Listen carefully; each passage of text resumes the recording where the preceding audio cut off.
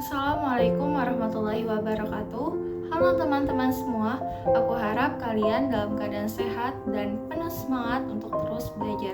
Kenalkan, nama aku Jihan Afifah dari program studi Pendidikan Agama Islam P2 semester 3. Buat yang belum kenal, salam kenal. Oke, jadi pada video kali ini aku diberi tugas sama dosen pengampu aku, Bapak Setio Suparno, dalam mata kuliah aplikasi komputer. Nah, tugasnya ini suruh membuat video presentasi dari PowerPoint yang sudah dibuat. Dan kebetulan aku membuat PowerPoint yang bertema penggunaan ayat-ayat Al-Quran sebagai pedoman etika di lingkungan sekolah. Nah, by the way, di atas sudah terlihat ada PowerPoint dari materi tersebut. Jadi kalian bisa lihat dan dipahami ya. Oke, langsung aja kita mulai ke pembahasannya. Oke, sebelum kita lanjut ke pembahasan, di atas sudah terlihat ada daftar isi materi apa aja sih yang mau aku bahas dari tema tentang penggunaan ayat-ayat Al-Quran sebagai pedoman etika di lingkungan sekolah, yaitu ada latar belakang, dan materi yang pertama yang akan dibahas yaitu konsep etika dalam Al-Quran. Kedua, pengertian etika dalam pandangan ulama. Yang ketiga, pentingnya etika di sekolah. Yang keempat, ayat-ayat Al-Quran yang relevan dengan etika di sekolah. Yang kelima, implementasi ayat-ayat Al-Quran di lingkungan sekolah. Yang keenam, etika dalam interaksi sosial di sekolah. Yang ketujuh, manfaat penerapan etika berdasarkan Al-Quran di sekolah. Yang kedelapan, penerapan etika untuk pembangunan karakter siswa. Dan yang terakhir ada kesimpulan. Oke, next. Di sini aku mau jelasin terlebih dahulu latar belakang dari tema tersebut. Al-Quran mengandung petunjuk tentang akhlak dan etika yang berperan penting dalam membentuk karakter umat manusia. Dalam lingkungan sekolah, etika yang berlandaskan Al-Quran sangat diperlukan untuk menciptakan suasana belajar yang positif dan harmonis. Penerapan etika Al-Quran membantu siswa dalam mengembangkan sikap disiplin, tanggung jawab, dan saling menghormati. Dengan menjadikan ayat-ayat Al-Quran sebagai pedoman, sekolah dapat membentuk generasi yang berakhlak mulia dan memiliki integritas tinggi. Tantangan etika di sekolah seperti ketidakjujuran, kurangnya sikap hormat, dan ketidakdisiplinan dapat diminimalisir dengan pembinaan karakter yang berbasis nilai-nilai Al-Quran. Jadi itu dia latar belakangnya. So, langsung aja kita mulai ke pembahasannya. Oke, materi pertama yang akan kita bahas yaitu tentang konsep etika dalam Al-Quran. Pertama, etika berasal dari kata akhlak. Dalam Islam merujuk pada perilaku dan moral. Yang kedua, Al-Quran mengajarkan etika yang meliputi hubungan manusia dengan Tuhan, sesama, dan lingkungan. Dan yang ketiga, fokus pada nilai-nilai kebaikan seperti kejujuran, tanggung jawab, dan keadilan. Selanjutnya, materi yang kedua yaitu tentang pengertian etika dalam pandangan ulama.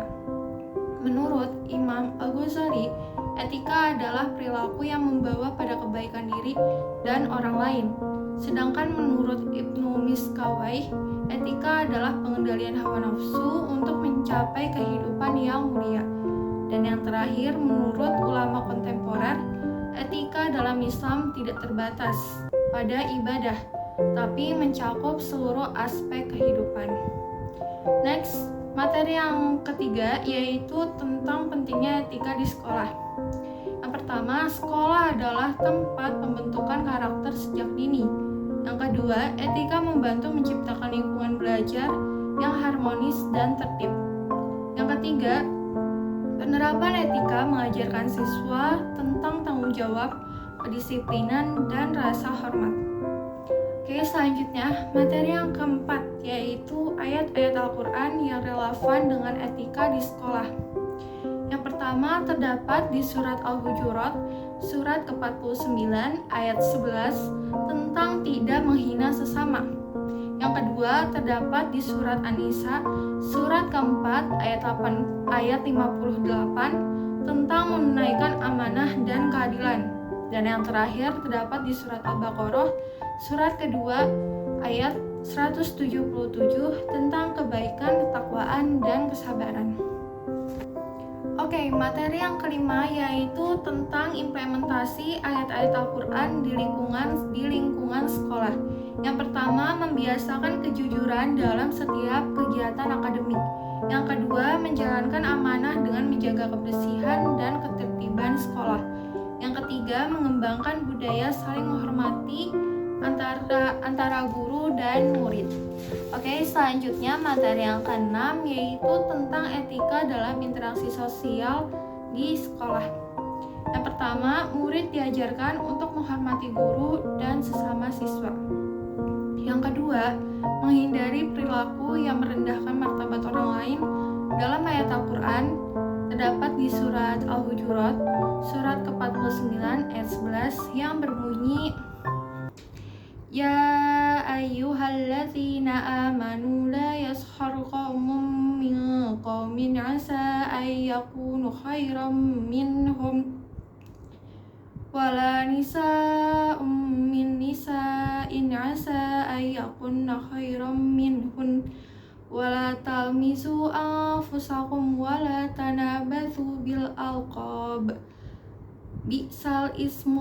Bi'sal ismul fusuku ba'dal iman wa man lam yatub fa ulaika humuz zalimun.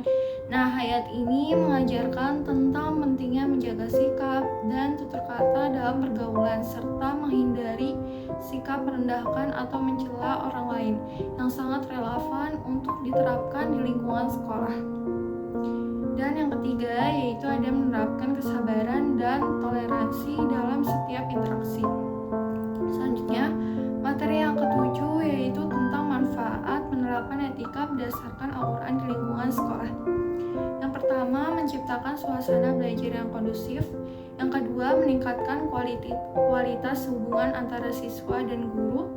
Yang ketiga, menumbuhkan sikap disiplin dan bertanggung jawab dalam diri siswa. Dan yang terakhir, materi yang terakhir ke-8, penerapan etika untuk pembangunan karakter siswa. Yang pertama, membangun akhlak mulia sejak dini. Yang kedua, mengarahkan siswa untuk selalu berbuat baik sesuai ajaran Al-Quran. Dan yang ketiga, membangun generasi yang beretika dan beradab. Kesimpulannya, etika dalam Al-Quran sangat relevan dengan kehidupan sehari-hari termasuk di sekolah. Penerapan etika Al-Quran di lingkungan sekolah penting untuk menciptakan generasi yang bermoral dan beradab. Pendidikan etika harus diterapkan secara konsisten oleh guru dan siswa. Oke, sekian yang bisa aku bahas pada materi kali ini. Apabila ada kesalahan dan kekurangan, mohon dimaafkan karena di sini aku juga masih belajar. Jadi kita sama-sama belajar ya guys. Sampai ketemu di video selanjutnya. Aku akhiri, wabillahi taufiq wal hidayah. Wassalamualaikum warahmatullahi wabarakatuh. Bye bye.